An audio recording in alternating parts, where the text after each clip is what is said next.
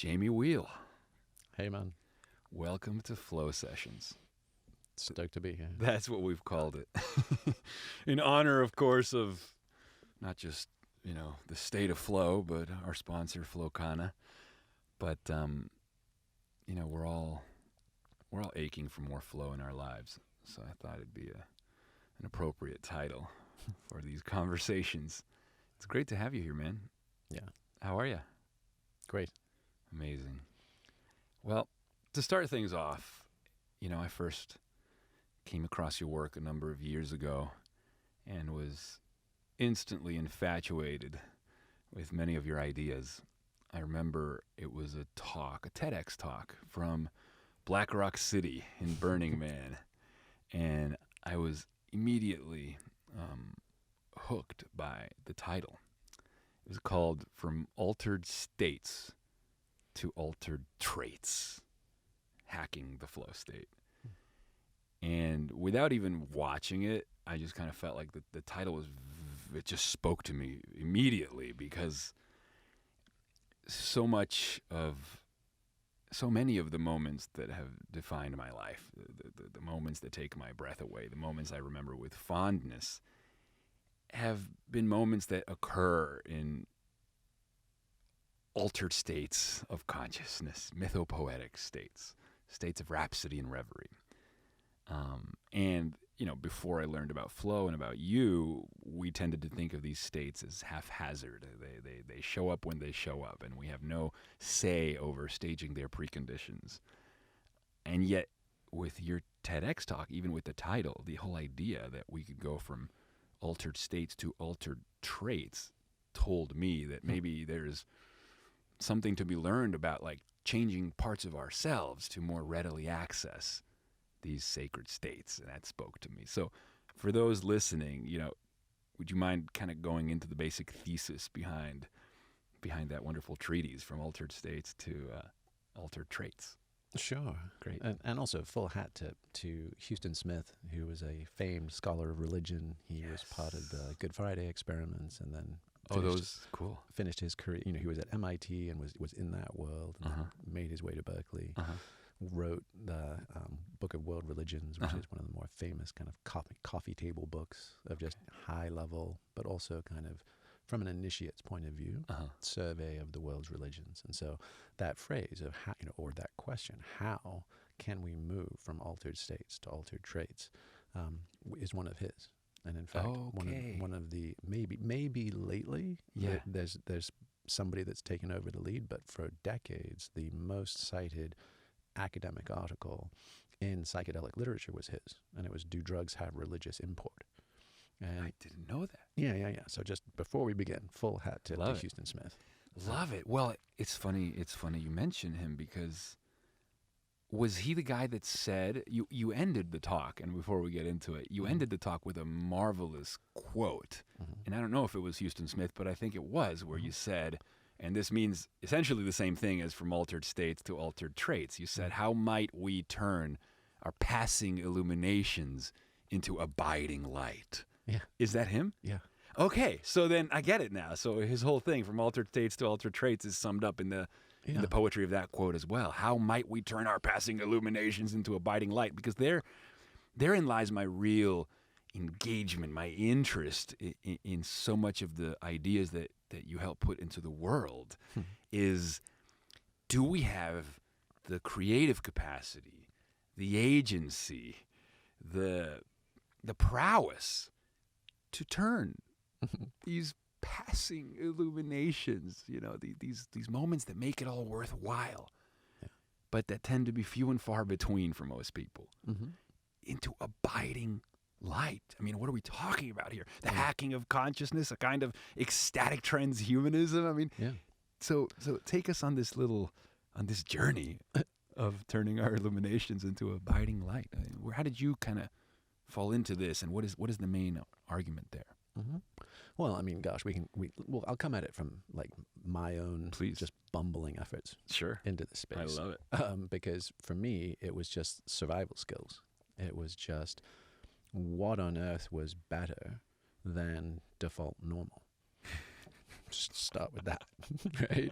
And, you know, in high school, maybe it was like getting hammered and driving down the road and playing like mailbox baseball with an axe because we couldn't find a baseball bat. You know, like just whatever. Just like I will look to break this world rather than be confined in it. Oh, say that again, because that's beautiful. I will look to break this world rather than be confined in it. Yeah. I guess that just came out. But yeah, you know what I mean? Like, dude, I mean, this is the wonderful essay called The Death of Awe in the Age of Awesome, written by a guy called Henry Wisemeyer. And he had a line. He said, as spirituality wanes, experience is the new faith. And we are refugees from the mundane.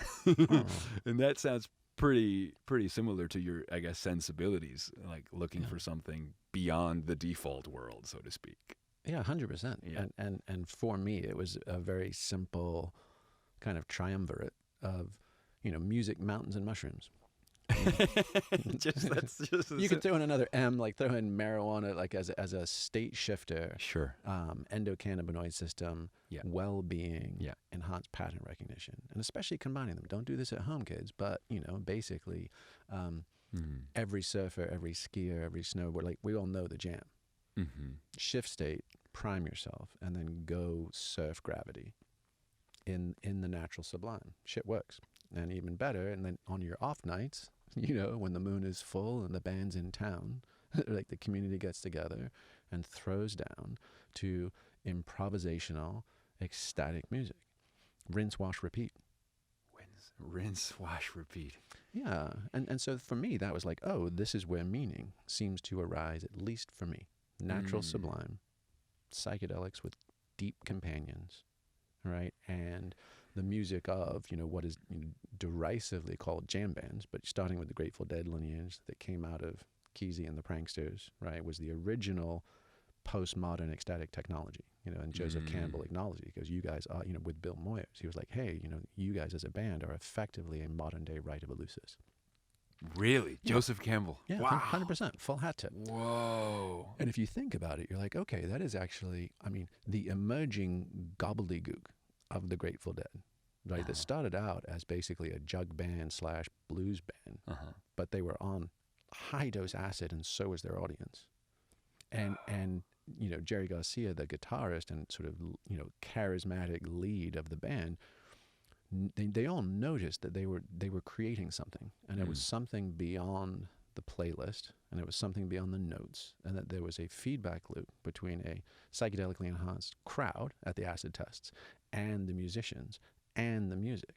And they, to their credit, didn't try and bottle that lightning, and no one claimed the ring, right? No one said, I mean, he refused. He actually constantly gave it back. He's like, I will not steer this thing. And it killed him, ultimately, like the burden of that. But they figured out a way to create a coherent field of novel emergence that was highly embodied, deeply ecstatic, and salvific, because the Zen koans. I mean, I was just listening driving here, actually, because Sirius radio in the rental car, right? I turned on the Grateful Dead, and it was, I ain't often right, but I've never been wrong. Seldom turns out the way it does in the song, right? And once in a while, you can get shown the light in the strangest of places if you look at it right. And their song canon is littered with phrases like that. And you could see them showing up as psychedelic koans, as living scripture. They would show up on T-shirts. There would be Calvin and Hobbes. There would be, like the Dancing Bears. There would be varying mashup iconography with these living scriptural lines that you knew because you'd experienced it yourself, as had tens of thousands of others, that in that moment, in the second set, where the moon was rising and that song dropped and it went all the way down into people's living systems, that was what Joe Campbell was talking about when he was talking about a rite of Eleusis and the idea that not only was it a fucking good time, like if you think about like rave culture, it's just oods, oods, oods, oods. I was juiced to the gills, rolling my face off, and I felt great, and I loved everybody. But there was no wisdom imparted. There's very rarely lyrics, and if they were somewhat pat, right? But Robert Hunter, who was the lyricist for the Dead, was a scion of a San Francisco literary family, deeply steeped in culture, deeply steeped in mythology, deeply steeped in Old Testament, New Testament, Arthurian legends, Western mythologies, all of it. So that became a carrier, basically a carrier vessel for a sort of Western hermetic trickster-based cosmology. That's just fucking fascinating. Yeah. And you can then say, and that begat Burning Man, which has done a similar thing in the sense of refusing to name the thing. Refusing to name the thing. Refusing to name the thing and allowing a lot of mess. Interesting.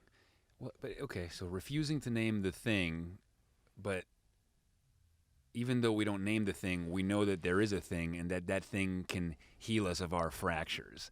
And it sounds like, you early on found an equation or a set of triggers, guidelines, elements that allowed you to pierce through to the spaces beyond normal or the states north of happy. So if we were to go back to our initial question of turning our passing illuminations into abiding light, the question is, of course, why must we do this? Why is our default state to begin with not enough? Today we're living in a epidemic of mental health that's going on, mental health crisis. I think a United Nations number I came across said that more people are committing suicide than are dying from natural disasters and armed conflict combined. Yeah. So, for all of the fear and the media and the doom and gloom and the terrorist attacks and the this and that, it's really the number one danger really is your own brain, your own demons, your own fracturings. And what is the worm at the core of the human condition to begin with that makes it so that we have no choice but to find the keys to the kingdom somehow and turn these passing illuminations into abiding light, these altered states into altered traits? Do you think it has to do with, the whole Ernest Becker psychoanalytical take on the human condition, that it is simply our awareness of being mortal beings that haunts our dreams and makes it fundamentally intolerable? That the only response to the human condition, according to Becker, is full and open psychosis. We are naked and trembling before the cosmos. Sheldon Solomon says, breathing pieces of defecating meat destined to die and ultimately no more significant than a lizard or a potato. So on one literal grid level, right, we are these finite beings that age and die, but we are endowed with imaginations and cosmologies that allow us to contemplate infinity. And so there's the dissonance between what we can marvel at and what we can conceive and engender in our minds with the reality of aging and death is what makes the fundamental disquiet of the human condition, the worm at the core. So it's like, essentially, we either find a goddamn way of turning our passing illuminations into abiding light, or we fucking kill ourselves. Yeah. Does that resonate with you? Yeah, pretty much. That is 100% half of the game. Half of the game. Okay. And I know this quote as well. I think we shared it before, but that Nisargadatta one of wisdom tells me I'm nothing. So that's the decomposing zoo animal. Yeah. Love tells me I'm everything. And between these two banks flows the river of my life. Isn't that beautiful? Isn't that beautiful? Isn't language beautiful? Yeah. I mean, therein lies the problem. That's it. But it's not even what that means. Because of course, what it means is it makes perfect sense, right? Like wisdom tells me I am nothing, love tells me I am everything, and in between those two banks is my life. Like that. Yeah. That's true. But what's also in beyond measure is the elegance of that language, the poetry of that phrase, the fact that we can concoct something so beautiful to find respite from our ills, that we turn to language, that we turn to poetry, that we turn to the mythopoetic to find a relief from this burden of being able to ponder the infinite, seemingly capable of anything, but to be housed in, in Becker's words, these heart-pumping, breath-gasping, decaying bodies. I mean, it's almost like, I agree with you. We got to find something beyond the normal. Yeah. And you seem to have found this equation. And I guess, tell us a little bit about the the practical approaches to, did you say music, mushrooms, and mountains? And mountains. What is the neurobiology behind why we respond to these states? What does the science tell us about our capacity to pre-construct and to design for these ecstasies that take us out of time and outside of the default setting of mortality awareness, anxiety, and the fibrillating, the cul-de-sacs and error messages of the nagging mind, Like, let's tell, because I think it's interesting for people to realize that, you are aware of the science and the research and the application and the reproducibility and the reliability behind evoking these states of, what do you call them? The trifecta of ecstasis, catharsis, and communitas, right? Yeah, I mean, and that was a later add-on. Like at first, I was just really interested in those peak states. Yes. And then what would happen, thinking, hey, standing up on top of the mountaintop, being able to look at the world below, that perspective shift, super helpful. Yeah. And then you go back and shoulder your pack down in the forest, but you know your destination. You've got a lock on it. You have faith. You're not just like, why are we doing this, and when will we get there? Right. Because you've had a glimpse of the promised land, so you can go back to fetching water and chopping wood with equanimity. 100%. And I think we were talking about this earlier, but you also end up with a somatic marker, like a felt sense in your body, And that's important. Right, which is the opposite of our trauma. So we have a sense of wholeness, even if it's fleeting, even if it's brief, and it becomes a lodestone, right? It becomes a reason to keep going. Lodestone for the restless mind. And then ideally, and so this gets back to the pausing versus abiding, like how do we go from flashes in the pan to actually living a life of purpose that integrates these things? Because there's a reason why there's been a lot of social opprobrium against them and about them. It tends to lead to bohemian excesses, slackness of will, We don't want that either. And confused thinking. So there's always been a don't go, there be dragons.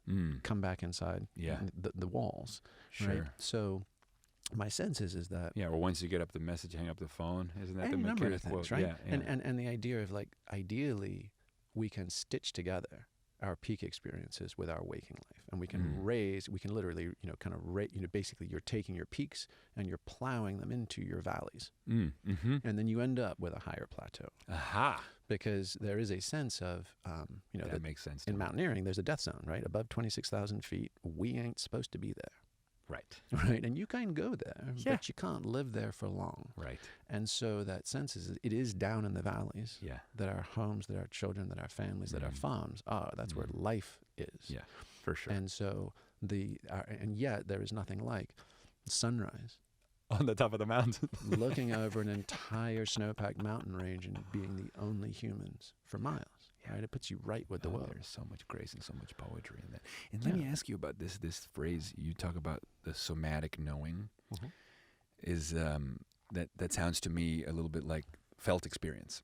Yeah, there's a felt experience. Because I read a marvelous article called it was on Aeon magazine by a guy called Chris Letheby. He's a philosopher of science or philosopher of mind out of Australia, and he talks about how psychedelics, psychedelic therapy or psychedelics work by violating our expectations of reality. So by giving us an experience that violates our default understanding of the way things are. We are mortal beings. Life is inherently meaningless. We die. But that psychedelics, or any experience of an altered state, standing at the summit of the mountain, at the top of the mountain at sunrise, these kinds of experiences seem to provide us with an encounter that seems to violate that previous literal grid interpretation of what we are. It gives us another place to plant our feet, another way of seeing things. His language is that these kinds of ecstatic experiences provide knowledge by acquaintance versus knowledge by description. So you can take a person with treatment-resistant depression or just an existentialist who is depressed over the fact that we are mortal beings, and you could tell him with words, hey, dude, there's another perspective here. There's another way of seeing who and what we are, another interpretive framework that actually won't cause you such disquiet, and you can tell him that, but he's still depressed, right? Because he's still seeing the world through those lenses of perception, that prism of expectation that is coloring his world. That's knowledge by description. It doesn't get through. Sure. But knowledge by acquaintance is the equivalent of picking them up and putting them physically on the top of that mountain at sunrise. And that knowledge by acquaintance is essentially that somatic experience. It's felt in the body, right? It's an experience of what Werner Herzog might call ecstatic truth. Essentially, we're talking about the domain of religious inspiration or divination, but it matters not whether the content of that experience meets empirical reality standards. What matters is, according to this article, the epistemic value of those experiences. Yeah. In that when you come down from the mountain, you are now more willing to serve your community. You're more inspired. Your trait openness can shift a whole level. You're no longer depressed. That's why these psychedelic psychotherapies are so breathtakingly effective, seemingly, in curing people of the pathologies of mind. Although I want to actually challenge on some of that. Some of that late research. Of course, but what do you think of this idea then? Of this notion of the knowledge by acquaintance versus the knowledge by description? That there lies the. I mean, Zora Neale Hurston, right? Okay. Famously back in the 20s, said you got to go there to know there. That's exactly right. That's it. I love how you just took like 4.5 minutes of me trying to explain this essay to you. You were like, yeah. You got to go there to know there. That's exactly right. That's it. Exactly right. And then, because life is a grind, there's good chunks of it that is in that chop wood, carry water, bust ass. And it wears us down. As Rocky Balboa, the great philosopher, said, it'll beat you to your knees. Right? So we do have to have places where we can stand tall, where we can stretch our bones, where we can set down our loads, if only for a moment, and go, oh, fuck yeah, this is me at full height, full strength, with vision. And we're resilient creatures. We are hardwired to do the right thing, the good thing. We're hardwired to grow and connect and serve. It's just that the grind can beat us down. And so the ability from time to time, right, to set our burden down. Like glory, glory, hallelujah, right? When I lay my burden down. And that's a beautiful thing. And so, I don't think we need much. We don't need to overindulge. And to go back to the, early research on the psychedelic therapies and the breakthroughs, and I'm, 100% in favor and support of that work and having that provide access and hope to people who have been suffering treatment-resistant trauma, depression, anxiety, all of that. And we are quite likely on the tippity top of a hype cycle of the early, most breathless reporting, right? Because for any, if psychedelics were that much of a magic bullet, then the baby boomers would all be like Jedi High Council instead of crispy librarians, right?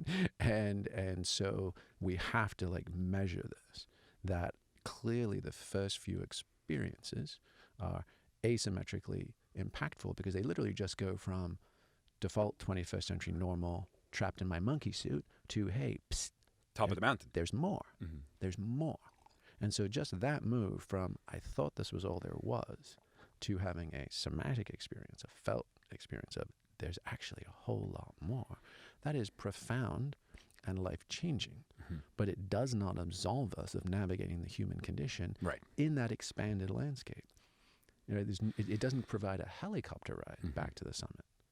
Right, we just know it's there. We just know it's there. And somatic means in the body. Yeah. Right? So having a somatic experience, which, in the words of Chris Letheby, an experience of knowledge by acquaintance, being directly acquainted, being placed on the top of the mountain at sunrise versus being told that there's a beautiful mountain that you can witness at sunrise. Armchair mountaineers reading their National Geographic. Yeah, exactly. That a somatic experience functions essentially in the same way as trauma does. One of the most interesting takes on how trauma can inform our lives was written by David Lenson in his book on the phenomenology of altered states on drugs, where he says that an experience of like perpetual anxiety or acute anxiety, like people who suffer from panic disorder, for example, are experiencing a kind of temporal dislocation. Temporal dislocation. So they're not being here now. Yeah. In fact, what happened is, according to him, that an early trauma, so it's a negatively impacting somatic experience in the body, right? Yeah. An early trauma is now over judging or over perceiving the present. The past experience, right, is brought to the doorstep of every moment and informing your perception of every moment. It's like PTSD, right? Every moment feels dangerous, even when clearly it's not. But you bring that sense of danger, that hypervigilance, because of that somatic past trauma, to the doorstep of every moment. And in turn, conjure up a future that becomes identified with doom. And both, I think, depression and anxiety are both experiences where the person is not able to meet the present directly, but is negatively preconfiguring everything that's happening because of that negative somatic experience. So here's where it gets interesting. So that's trauma. And you could argue that just being born and becoming aware of mortality is an early somatic trauma. But Roland Griffiths out of Johns Hopkins University, he's doing the psilocybin trials to treat people with death anxiety related to cancer. He likens a positively impactful mystical experience mediated by mushrooms in this case that meets all the criteria of William James, the mystical experience questionnaire. Like the deeper the mystical experience, it ends up functioning as an inverse PTSD. So also somatic, but positively so. Yeah. And just like trauma on a somatic level ends up having all these negative consequences in your life when you go back to the day-to-day, the positive inverse PT experience, seeing the light, having the encounter, the knowledge by acquaintance on the top of the mountain, ends up being a somatic experience that's positive. Yeah. So that when you come back into the valley of the everyday, as you say, you meet every day with a little more grace, a little more kindness, a little more patience, a little more empathy, and that seems to be enough to get by. Yeah. Yeah. Well, yeah, and I mean, my sense is like, basically any of these ineffable states, from flow states to mystical states, etc., tend to occur temporally in, what researchers would call like the deep now. So it's kind of a quintessence of being where you're just 100% absorbed, and it feels not just that it's the present moment, but it's almost sort of everywhere, every when, all at once. Yes. Right? Yes. And in the sort of like Gnostic Christian tradition, that's like the intersection, like the mystic interpretation of the cross is kairos chronos, right? And the idea of sacred time is the vertical axis mundi, forever and always. And and chronos is clock time, our little piddling lives, right? And we're normally on that horizontal axis, but if we do our homework and we're lucky one day, we end up at that intersection, and there is, like, for the Rosicrucians, right, is the rosy cross of Christ consciousness, which is I am aware of my eternal nature and being at the same time that I am yoked to the mortal coil. And that is that bliss fuck crucifixion, right? It is both exquisite and agonizing. And I think a lot of the overly optimistic, kind of, transformational culture, psychedelic renaissance bubble is buying into the idea that we can kind of get off the mortal coil, that we can somehow dodge or solve the human condition. And best as I can tell, that's a fool's errand. The harder we struggle against it, the stronger the snapback. Interesting. And so the you beatdown is. Right. Okay. So for me, it would be that, and I think I remember actually. Can we do both? Which bit? Well, can we find the grace and the equanimity of Chronos and Kairos while still actively working to develop new therapies, new technologies, new medicine to extend life and extend our health span and so on and so forth? I mean, I think we're off the hook. Yeah. Off the hook for our neurotic Woody Allens and a life of meaningless, surfaces. We're off that hook. Like, that's solvable. Okay. But the cost is we're on the cross, right? Can we actually be awake and aware of the totality of the human experience without flinching and without contracting our aperture And that's that bliss fuck crucifixion piece. Like, it is exquisite and it is obliterating. And most folks don't want to sign up for that, actually. Well, it's a lot to ask. I want to skim the cream. I don't want to churn the butter. Well, right? I mean, I do understand what you're saying, and there's so much poetry, of course, in what you're saying, but it's also super practical. Like love someone. Like, every single marriage ends in at least one person broken and grieving. At least 100% of marriages. It's either divorce or it's you're burying your partner. And yet we all get back up to that altar and say, till death do we part, I promise. Right? That is hope eternal. Like, raise children. And if you do a great job, they leave the door. You give them 2 decades of your life and they leave, if you've done it right, and don't look back. Bury your parents and find that giant wheel of the mortal coil ratcheting one step forward, and you're now on the sharp end. See it all, right? I mean, like the human experience is irreducibly filled with grief, but it can be something that we experience as beautiful and profound, and a privilege to be present for, or it can be that rage against the dying, the light. Well, which is, I think, is equally romantic, by the way. I think we fucking do it all, like, of course. And yeah, well, exactly. I mean, look, everything you're saying resonates with me and sounds like, the closing lines of the most magnificent play that I've ever watched. I mean, it's beautiful, but like, what I think is equally beautiful is our capacity to say, right, to exercise our will in saying, I didn't sign up for these terms. And, for sure. And we've doubled the human lifespan. We're about to turn biology into a programmable medium. Health and medicine are going to be like upended and transformed.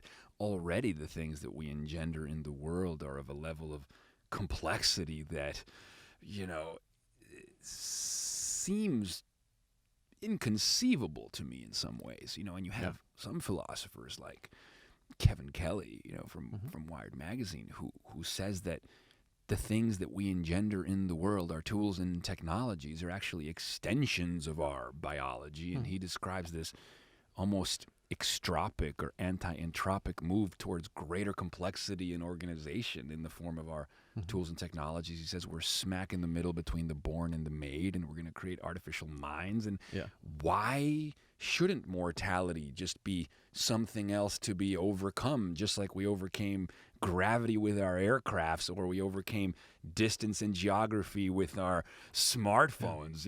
When I hear Amber Case describe a telephone call as a technosocial wormhole where consciousnesses can meet each other and fold space and time, essentially, I think to myself, well, I mean, if we can do that, then we can do anything. I mean, this, what did Terence McKenna say? We are the coral reef-like animal, or the extruder of technological material. We take in matter of low organization, we put it through the filters of the mind, and we extrude something like this. Why can't we extrude ever longer lifespans? Why can't we extrude non-biological minds? I mean, as magnificent as the bliss fuck crucifixion is, there is a part of me that wants to, or needs to believe, that there is more to us than that. There's two roads to go down on that. Yeah. Right? Okay. And right. So to your point on and I could just be a little kid who's scared of death, but I still think there's something beautiful about us saying, like, we will never fucking give in, like, here we are, and what the fuck, like. Yeah.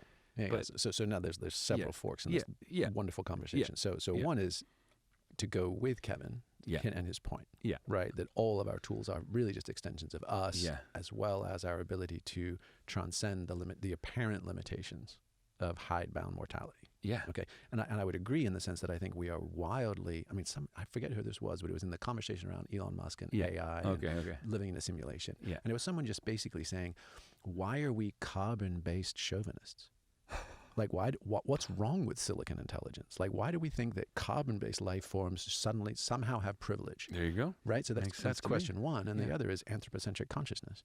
Like, why do we locate ourselves in carbon-based primates as the center of the universe? I mean, no surprise why we have. Right. But now we're smart enough to know better. Yeah. Like dolphins to AI to, aspen forest to fungal networks. You're like, there's a lot of ways information is exchanged, processed, and acted on full on by a whole bunch of different organisms. Yes. So just pan off our anthropocentrism for a second. You're like, yeah, probably. There's all kinds of different ways. And even the nominal extinction of the human race, if it were an adaptation of starseed consciousness uploaded to computers that self-propagate and do whatever, neat. And we played our part, right? Neat? Yeah. Maybe that's pretty fucking amazing, dude. It's not just neat. There would be some mourning, right, in the transitions. A good old Schumpeterian creative destruction's a bitch to be on the sharp end of, right? But maybe so, right? And there could be a yielding or relaxing, right? So let's say that's us. That's still us in some form of agency over our own transitioning into what's next. Yeah. Right. And then back to this, the whole, the theme we've laid out so far of why bother with peak states? What's their value? Yeah. The passing illuminations to abiding light and then Kairos Chronos. Yeah. Right. So it appears, and I don't, all I can say is, what was your description? It was the term, it was affective? What was the way of? Somatic. Oh, knowledge by acquaintance. Acquaintance, yeah. Yeah. Okay. Yeah. So if and as we are lucky enough, fortunate enough to stumble into that intersection of Kairos and Chronos, often, and more than once, and let's call it the garden, right? Let's just say it's that Edenic Garden of Eden, right? That Edenic paradise that lives outside of time. The Grail Castle, the loving cup. Yeah. For me, it's the climactic moment in my favorite music. It's the cathartic peak of the song. Yeah. And what is the cost of admission, right? The cost of admission is everything you thought you were and all your pain and all your stories. So it's ego death. That's very true. You do not pass the veil, right? Unless you are stripped to your essential being. Okay. So you have experienced that dying unto all my preferences, my pleasure, my pain, my stories, my yearnings, my longings, my pride, my fears, right? And then you enter the garden and you're like, oh shit. Past, present, future. It's all arising. It's all perfect. Yeah. And you can maybe even apprehend this all works out. This all works out. This all fucking works out. Amazing. So now what do? Right? We come back to waking state 3D, right? The fever dream fades. Here we are, just, Dorothy waking up back on the farm. Yeah. And, but we know, we're like, oh, I've seen the end of the movie. Yeah. I read the last page of the book. Yeah. So now and this is the Eleusinian mystery thing, right? It was a death cult. It was an ecstatic death cult. It taught you how to die. And once you've already died, right, then you come back immortal. So now I know how the movie ends. I'm back in my meat suit, but I've shouldered that suit willingly this time. And now I know in my bones that I am simply living out the middle chapters of the greatest story ever told. So these kinds of experiences of ego death, this knowledge by acquaintance, this glimpse of the promised land, this access to Eden, these in F. Scott Fitzgerald's line, he says these transitory enchanted moments in which man must have held his breath, compelled into aesthetic contemplations he barely understood nor desired, face to face for the last time in history with something commensurate to his capacity for wonder, which I adore.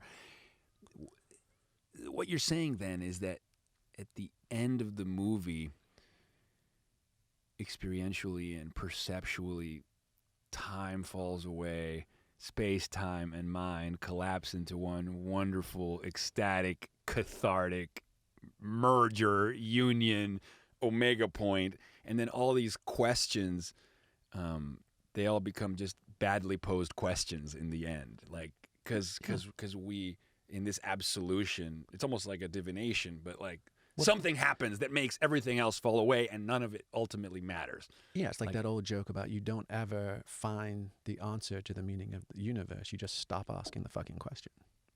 Right? Yeah. And so like that death rebirth is what in the esoteric traditions was like gnosis. right? The sense of like, oh, I was walking along thinking I was me, thinking I was whole. Yeah. I realized I wasn't. That was a cardboard cutout. Now I've actually been initiated into a profound embodied knowing and a remembering. Because I mean, there's always those moments in peak states of anamnesis, of that forgetting of the forgetting, and remembering what I had forgotten. And I always think of like that Disney movie is like Sleeping Beauty, where like the entire kingdom is asleep and there's thickets and brambles, and then the prince comes and love's true kiss, and everyone wakes up midstream, back in the enchanted world, right? And I mean, that is a persistent phenomenon that people experience of like, oh shit. I remember. In fact, not only do I remember the thing I swore that is so central and so true, but I also remember the last time I was here and had access to it. Do you think that what is felt in those moments also, you lose your individuality, so you have you are all and all is you. You are everyone and everyone is you. Is that a qualitative feature of the experience? Because what just occurred to me when you were describing this is, one of the things I've always wondered about is the phenomena, the subjective phenomena of becoming engrossed in a film. So when you're watching a movie, there was this wonderful article by Diana Slattery where she was talking about immersion, and she was talking about like absolute unmixed attention, immersion, being fully immersed, essentially disappearing into that which you are beholding, as Terence McKenna says, becoming what you behold. Immersion is a prerequisite for any interpersonal experience of transformation, education, or persuasion to take place. And she was talking about what happens, let's say, when you lose yourself, you lose your sense of self in a story. There's something called the Dietetic Shift. The Dietetic Shift is the moment in watching a movie where you now assume the viewpoint of the character. So you're no longer a person in the theater looking at the screen. Now you're actually inside the character looking out through his eyes. Phenomenologically, subjectively, you have this felt experience. You assume the viewpoint of the character. And, it's hard to keep that dream stable. You can easily be distracted and pop back into yourself if somebody turns on a cell phone in the movie theater. But there is a period of time in which you assume the viewpoint of that character, and you undergo, in this Kairos-like space inside the movie theater, you undergo the hero's journey. You undergo his journey. You have the blissful crucifixion. You submit, and then you die, and then you are reborn. I mean, a religious experience can happen just inside of watching a movie. But I guess my question has always been like, I take great comfort in these moments because I have an experience that's real, but that didn't happen to me. But that's real. Yeah, and so you get in the learning laps without having the wear and tear. Sure. Okay. So maybe but I wouldn't even call it cheating. But I was saying, do you think that that's like an intimation, or I mean, it's an experience that in itself shows you that things can happen to you without you being there? Does that make sense? So like the anxiety about one's body and one's aging and one's death, like that doesn't matter when you're watching a movie and you've become that character, because that character, you're in an archetypal realm. And that character is you, and you are that character, and that character is everyone, and you are now in a mythopoetic archetypal space. Yeah, there's been some interesting research on that, and like even just adult readers of fiction versus nonfiction, and the folks that read fiction with complex character development, crisis, etc., everything you're talking about, actually develop greater emotional intelligence and resiliency, and express less anxiety and depression. So we get to work ourselves out, right, via imaginal, shadowing, right, of fictive characters, which is rad. Yeah, and imaginal shadowing of fictive characters. I mean, that's I remember reading Rich Doyle's book when he was talking about dreams, or in this case, waking dreams. Like when you watch films, it's a waking dream. He says dreams do not lack reality. They are real patterns of information. Yeah. So I mean, it's still a real event.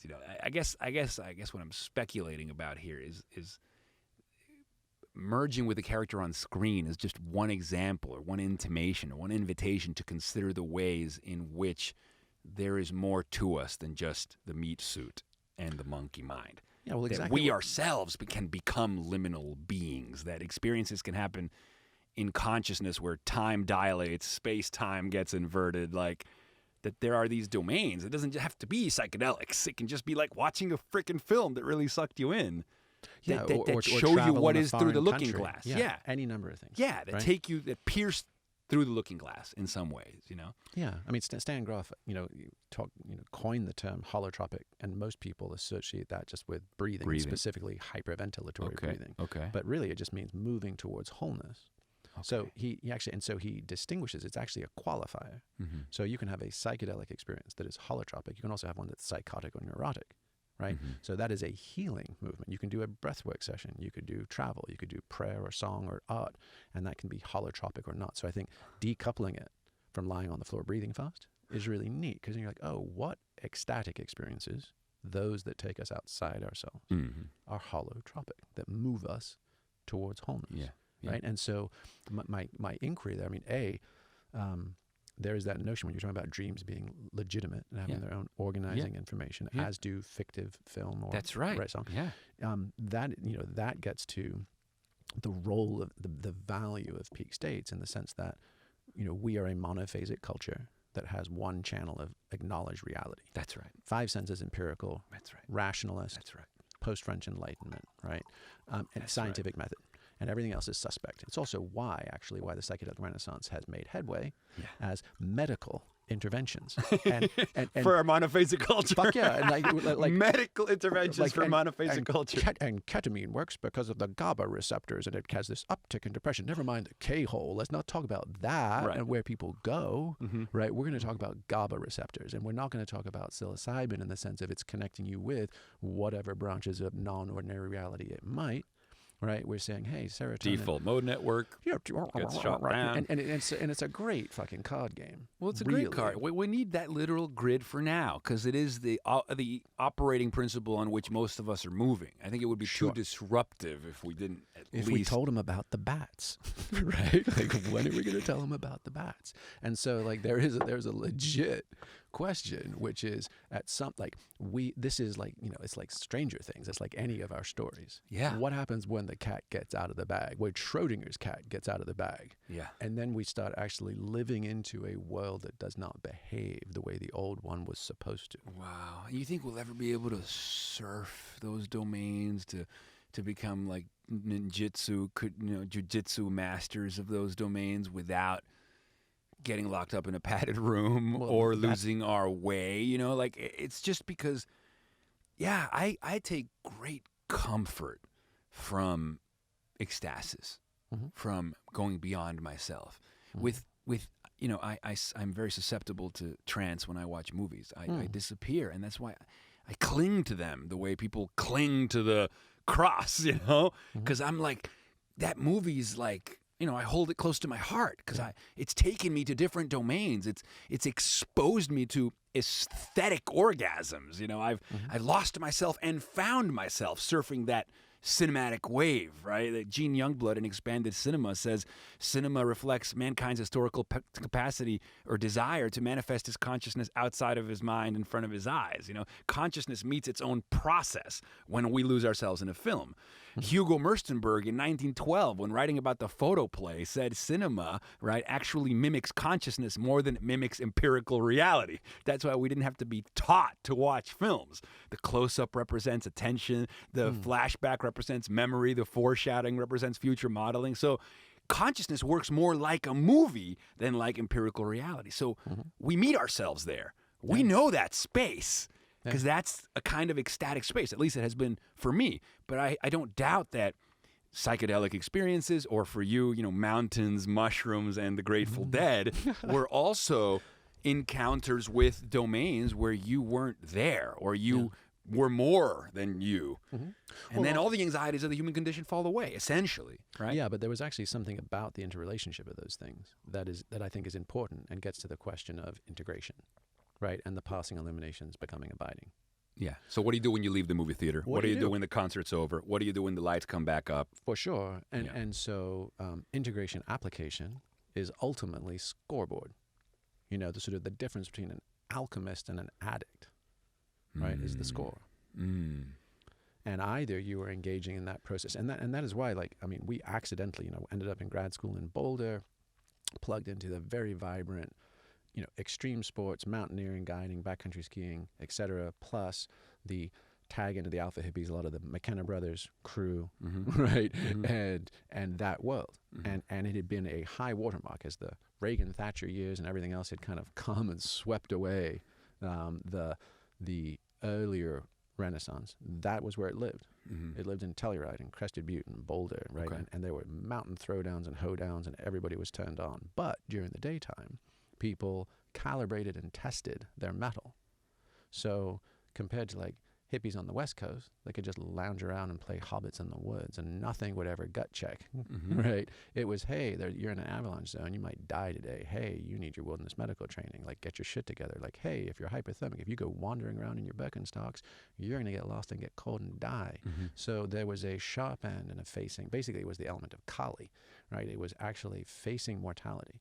And people in those communities died every single season. Right. I mean, we lost, we attend funerals and, lost dozens of friends and colleagues to rockfall avalanches, whitewater drownings. Like, this is the real shit. And so to combine those experiences with communitas, with celebration and live music, with beautiful natural places, and with gravity and its consequences, right? And therefore having to level up into awake, aware, capable, responsible humans. Right. That piece is missing. I didn't realize how lucky we were is the bottom line, because we were lucky. How lucky you were you didn't die? No, I mean, there was a number of close calls, but lucky. I mean, and people have so many preconceptions about the Grateful Dead. Interesting, lucky to be initiated into the Arcana Americana, right? The living scriptures of the gospel, folk, blues, and then psychedelic music traditions, because it was a profoundly living scripture. And I think cinema is that for me. But what it did is no one in the mountains, no one is part of that community, ever ran off and joined a guru cult. None of them ever succumbed to soft and fuzzy thinking. This is pre-Instagram, internet marketing, a bunch of things. But people were humble. Yeah. And the more badass you were, the less you talked or promoted it. Everybody tested their metal against true life and death. Yeah. Everyone then had their peak ecstatic experiences in God's cathedral with their brothers and sisters, and it became an amazingly focused crucible for raising high-performing homegrown humans. And so Beautiful. It's only lately, as I've been trying to assess like transformational culture, Burning Man culture, psychedelic renaissance, and being like, what's missing? Why are we doing these dumbass things right now? That I've retrospectively come to profoundly appreciate the way you grew up. The culture we got initiated into just by the by. So, So in bringing that back then, because we've gone off the deep end so beautifully. Turning our passing illuminations into abiding light, integrating this glimpse of wholeness so that we can, in your words, turn our leaky buckets into chalices and render ourselves whole.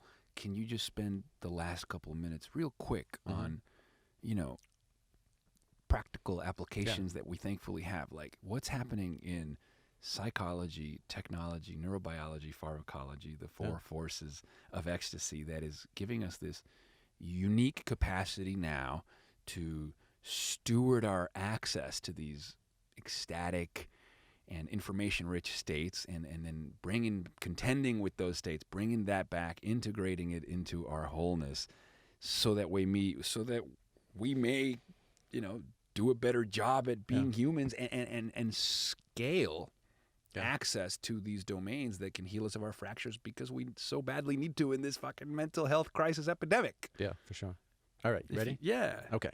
So in a nutshell, the ecstasis, the peak state, tends to remind us of what we forgot and gives us a sense of completion, wholeness, beauty. Yes. And it also gives us our laundry list of shit we haven't figured out yet.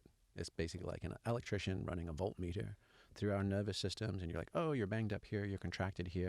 It might be a physical injury from the past, it might be an emotional wound, it might be whatever it is, right? But we could tend to get staggeringly clear readouts of all the places that energy does not move cleanly through our system. Okay. Right? So back to the abiding light or the holes in our colander. We get a punch list. Here's all your holes, buddy. So now I can either come back down and be like, okay, that's my homework. And now I can engage in dedicated practice to start patching my holes. And I actually have, good material because I still have the light and the inspiration, right? The afterglow. The afterglow. And so I'm a little bit more courageous. I'm a little less contracted. That's right. Right. Yeah. And I can use that light to kind of fill in some of my holes. And do your homework. Yeah. And in connection, in communitas means, am I doing this in service for you, for us?